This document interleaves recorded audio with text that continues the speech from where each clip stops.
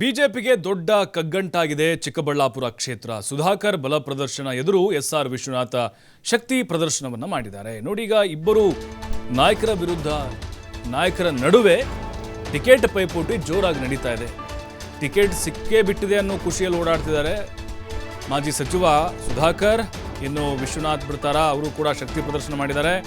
ಭಾರಿ ಪೈಪೋಟಿ ಇದೆ ಅಲೋಕ್ ವಿಶ್ವನಾಥ್ ಮತ್ತು ಸುಧಾಕರ್ ಮಧ್ಯೆ. ಟಿಕೆಟ್ ಘೋಷಣೆ ಆಗಿದೆ ಅಂತ ಸುಧಾಕರ್ ಬೆಂಬಲಿಗರು ಆಲ್ರೆಡಿ ಫ್ಲೆಕ್ಸ್ ಅನ್ನು ಹಾಕಿಬಿಟ್ಟಿದ್ದಾರೆ. ಯಾರಿಗೂ ಟಿಕೆಟ್ ಘೋಷಣೆ ಆಗಿಲ್ಲ ಅಂತ ಎಸ್ಆರ್ ವಿಶ್ವನಾಥ್ ಈಗ ಸ್ಪಷ್ಟನೆ ಕೊಟ್ಟಿದ್ದಾರೆ. ಮುಂದಿನ ಕೇಂದ್ರ ಆರೋಗ್ಯ ಸಚಿವರು ಅಂತ ಹೇಳಿ ಸುಧಾಕರ್ ಬೆಂಬಲಿಗರು ಪ್ರಚಾರ ಮಾಡ್ತಿದ್ದಾರೆ. ಸೋತ ಮೇಲೆ ಮನೆಯಲ್ಲಿ ಕೂತವರಿಗೆ ಯಾಕೆ ಟಿಕೆಟ್ ಬೇಕು ಅಂತ ವಿಶ್ವನಾಥ್ ಪ್ರಶ್ನೆ ಮಾಡಿದ್ದಾರೆ. ಹಾಲಿ ಮಾಜಿ ಶಾಸಕರೊಂದಿಗೆ ಶಕ್ತಿ ಪ್ರದರ್ಶನ ಮಾಡಿದ್ದಾರೆ. Yelahanka BJP MLA SR Vishwanath ತಮ್ಮ ಮಗ ಅಲೋಕ್ಗೆ ಟಿಕೆಟ್ ಕೊಡಬೇಕು ಅನ್ನೋದು ಅವರ ಪಟ್ಟು.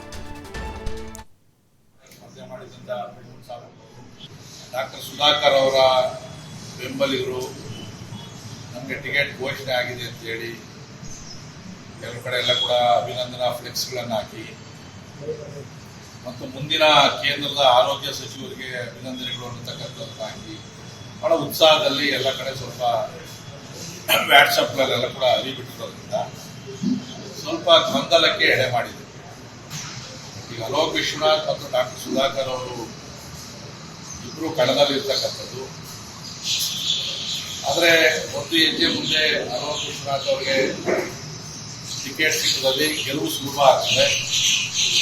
ನರೇಂದ್ರ ಮೋದಿಜಿಯವರಿಗೆ ಒಂದು ಸೀಟನ್ನು ಇಲ್ಲಿಂದ ಗೆಲ್ಲಿಸ್ಕೊಡುವಂಥ ಕೆಲಸವನ್ನು ನಾವು ಮಾಡ್ತೀವಿ ಅಂತೇಳಿ ಬಹುತೇಕ ಕಾರ್ಯಕರ್ತರನ್ನ ತಾವು ನೋಡಿದ್ರೆ ಮಾಧ್ಯಮ ಸ್ನೇಹಿತರು ಕೂಡ ಗೊತ್ತಿರ್ತದೆ. ಅದು ಅಭಿಪ್ರಾಯ ಈ ಥರ ಇದೆ. ಮಾನ್ಯ ಸುಧಾಕರ್ ಅವರು ಕೂಡ ಹಿರಿಯರು, ಮಾಜಿ ಸಚಿವರು ಕೂಡ ಆಗಿದ್ರು ಕೂಡ ಅವರು ಚುನಾವಣೆಯಲ್ಲಿ ಸೋತ ಆದ್ಮೇಲೆ ಜನಗಳ ಸಂಪರ್ಕವನ್ನ ಕಡಿಮೆ ಮಾಡಿದ್ರು ಅಂತಕ್ಕಂಥ ಒಂದು ದೂರಿದೆ. ನಾಳೆ ನಮ್ದು ಸಭೆ ಇರೋದ್ರಿಂದ ಅಧಿಕೃತವಾಗಿ ನರೇಂದ್ರ ಮೋದಿಜಿಯವರ ಅಧ್ಯಕ್ಷತೆಯಲ್ಲಿ ತೀರ್ಮಾನ ಆಗಿ ನಮ್ಮ ರಾಷ್ಟ್ರೀಯ ಪ್ರಧಾನ ಕಾರ್ಯದರ್ಶಿಗಳ ಸಹಿಯೊಂದಿಗೆ ಏನು ಪಟ್ಟಿ ಬಿಡುಗಡೆ ಆಗ್ತದೆ ಅದು ಅಧಿಕೃತವಾಗಿ ಆಗ್ತಕ್ಕಂಥ. ಸೊ ಇದರ ಮಧ್ಯದಲ್ಲಿ ನಾವು ನಿನ್ನೆ ರಾಜ್ಯ ಅಧ್ಯಕ್ಷರನ್ನ ಭೇಟಿ ಮಾಡಿ 8 ವಿಧಾನಸಭಾ ಕ್ಷೇತ್ರಗಳ ಸರ್ವೆ ಏನು ನಡೆದಿದೆ ಅದನ್ನು ಆಧಾರವಾಗಿ ಮತ್ತು ಪ್ರಮುಖ ಕಾರ್ಯಕರ್ತರ ಸಭೆಯಲ್ಲಿ ಪಡೆದ ಅಭಿಪ್ರಾಯವನ್ನು ತಗೊಂಡಿದ್ದೀವಿ. ನಾವು ದಯವಿಟ್ಟು ಆ ಅಭಿಪ್ರಾಯವನ್ನು ಕೂಡ ತಗೊಳ್ಳಿ.